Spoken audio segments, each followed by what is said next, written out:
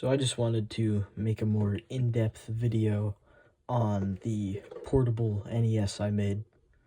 And it's a bit different than the original short I posted, but this is the final version. I moved the speaker, I fixed the power LED.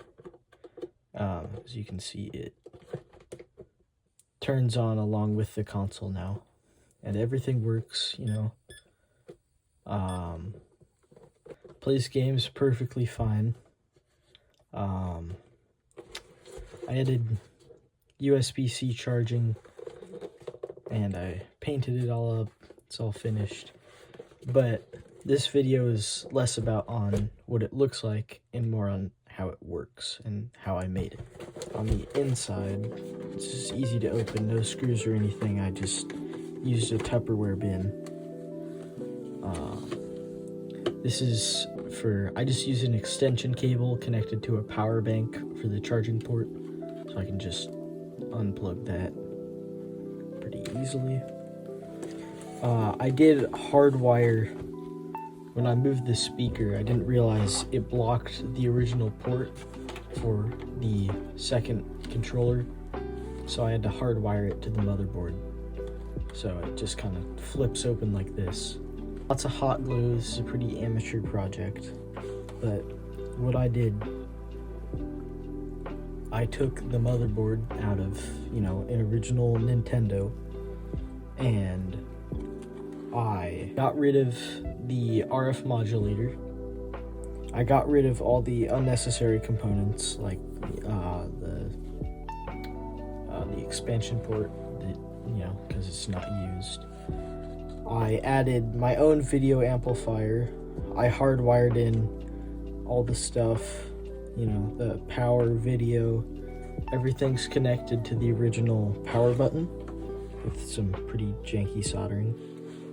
I had to use 2 USB ports to pull the maximum amount of power out of this thing. Really, what I should have done, one to power the console and amplifier, one to power the screen, but I didn't do that, so yeah. I used lots of schematics from Godless Gamer's video. I'll link him in the description, but he helped me a lot with this, especially his website, because I didn't even know you needed a video amplifier until I went on his website of how he made a portable NES. So yeah, that's really how I got this all done. But yeah, I'm pulling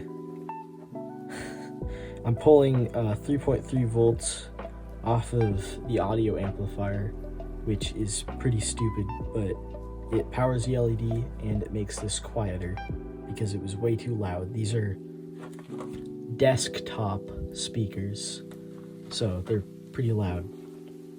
But yeah, that's pretty much how I did this. And then I'm using these posts from the bottom of the case on the original Nintendo, and I hot glued them into place. I screwed them into place, and then I hot glued them in. So technically I could unscrew the board, but everything's kind of hot glued to the front anyways, so yeah, these are mostly just mounting posts.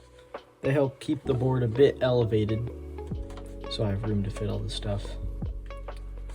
Yeah, the controller, I got rid of, the controller port and everything. It's not hardwired to the motherboard. It's still got the connector. So I guess I could technically use an external controller, but yeah. And then, I just kind of got everything situated. While making this though, the original board I was using, I got this all working, but the video chip on the board died. So that sucked, and I had to replace the board. I tried replacing the chip, but it didn't work, so I had to buy a whole new NES motherboard, which didn't work either, but that was just a problem with the RF modulator. So I took that off anyways. Now we have this.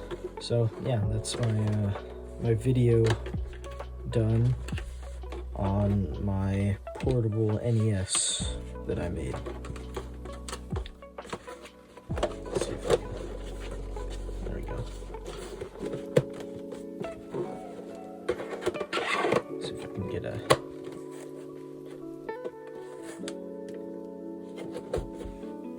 Alright, thumbnail shot. And there we go. Yeah, that is my video on my portable NES. Thank you for watching.